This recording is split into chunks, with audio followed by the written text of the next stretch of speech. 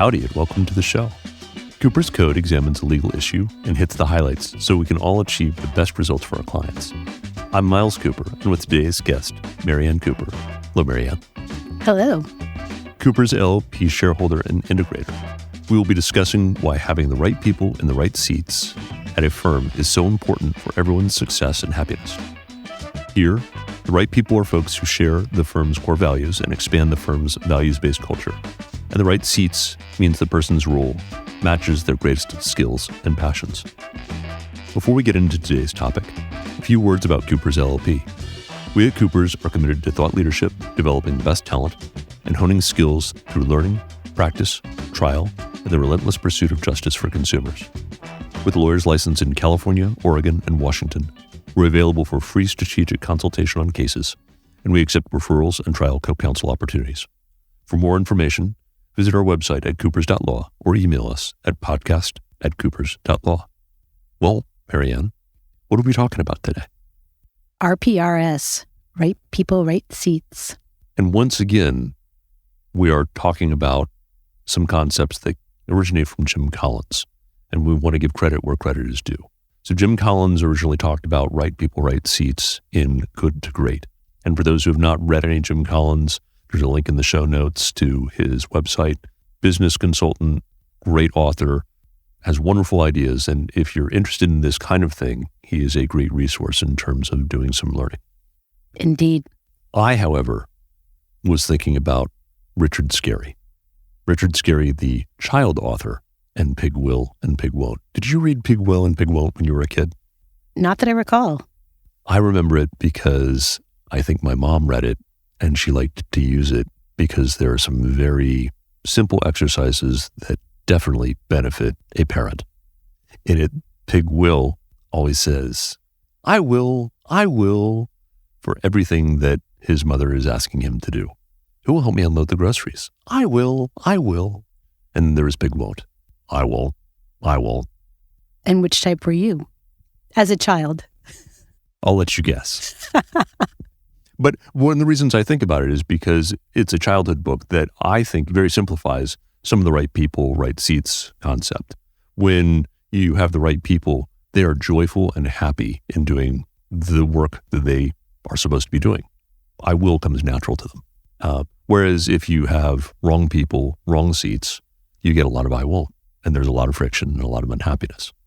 So with that in mind, I think one of the things that we should start unpacking is this concept of right people and right seats. In doing so, are you going to be able to figure out whether you've got right people if you don't have core values? I think it'd be very challenging, if not impossible. So in that regard, if you have not had an opportunity to listen to last week's episode, we cover core values there. We're not going to do a whole deep dive into core values on this show. It covers core values, what they are, and how to build them for your firm. Also, if you look in the show notes, there's some resources in terms of how to build core values. You don't need to hit pause or fast forward. This will still be a valuable episode in terms of talking about right people, right seats. But developing core values is essential to get there. Would you agree?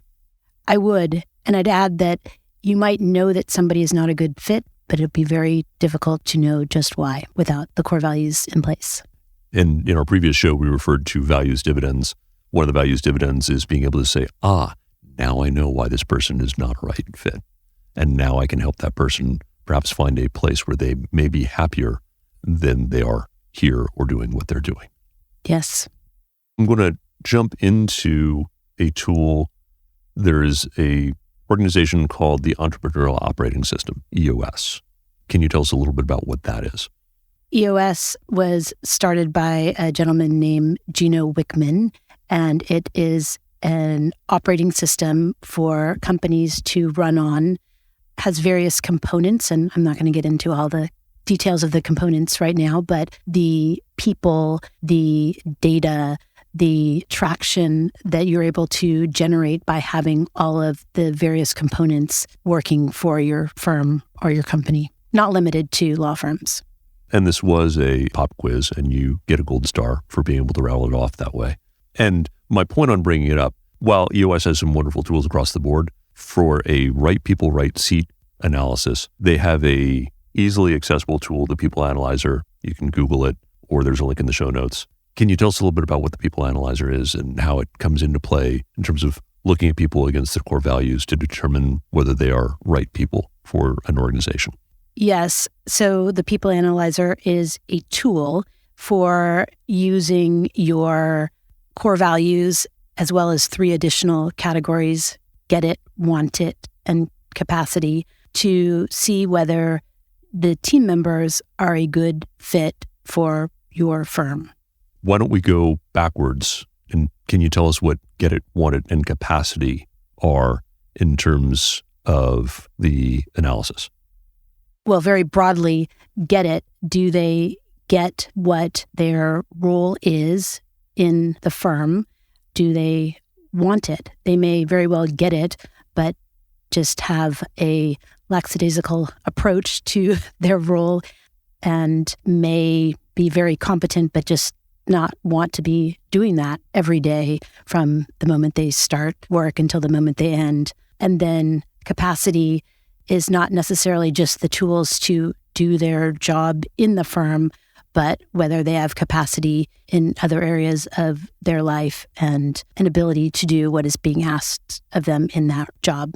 So when we talk about right people and right seats, when you're looking at the get it, want it, capacity piece, does that focus on one of those elements?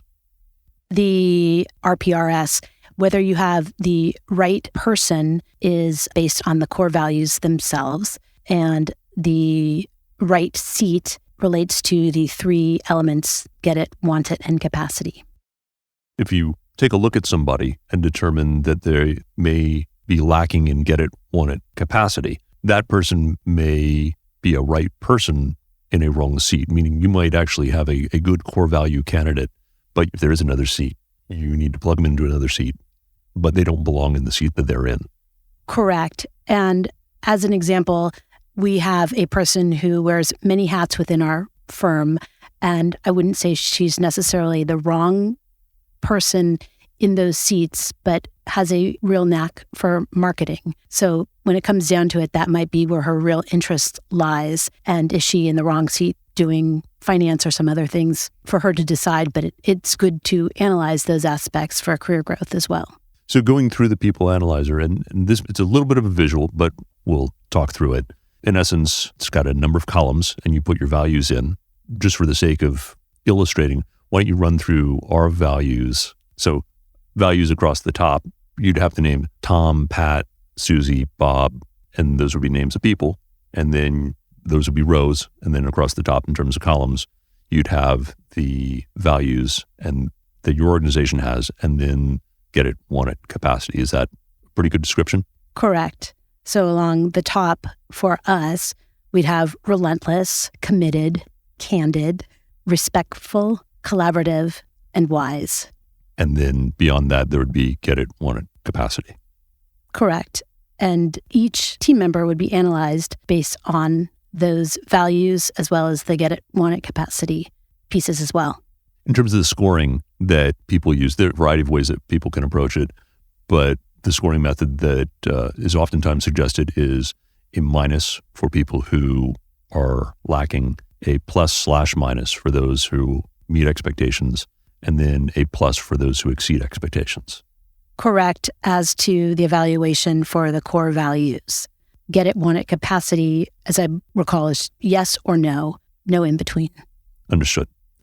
And when you encounter somebody in the core values who does not meet expectations, a minus symbol, what is the significance of that to you if you have done this analysis when you're evaluating someone?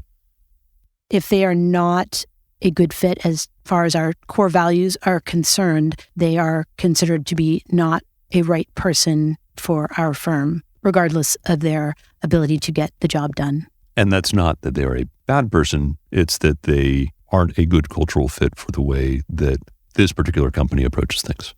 Correct. Whether for our firm or another company out there, they would not be seen as aligned with the values and most likely would not be somebody that would be happy in that environment. There are all sorts of people who run firms, and some people may only have, 1 or 2 employees. Some may have many.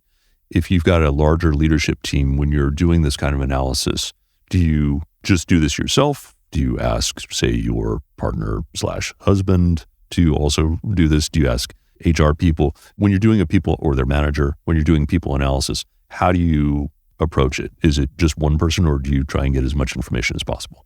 We get information from the full leadership team, which includes HR and the manager for the department.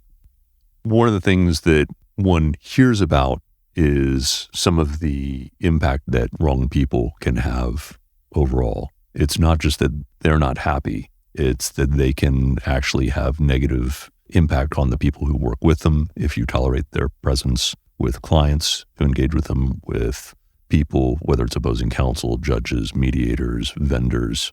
Wrong people send the wrong message if you tolerate them. Is that a fair statement? Yes, and that can have devastating impacts on morale within the firm. I was listening to another podcast recently. Danny Meyer of Shake Shack fame, founder, restaurateur, put this well. He said, the culture you have in your organization is the sum of all the wanted behaviors that you celebrate, minus all of the unwanted behaviors that you tolerate. And I find that interesting because having been at various firms over the years, change is hard. It's hard to recognize that someone who you care about deeply and like spending time with, on the most part, may not be right person. And that's been difficult for us over the past decades. I think we're getting better about it now. It continues to be challenging. But what I like to focus on is the fact that most of these transitions due to folks who are not right people for our firm end up making everybody happier in the long run, all involved.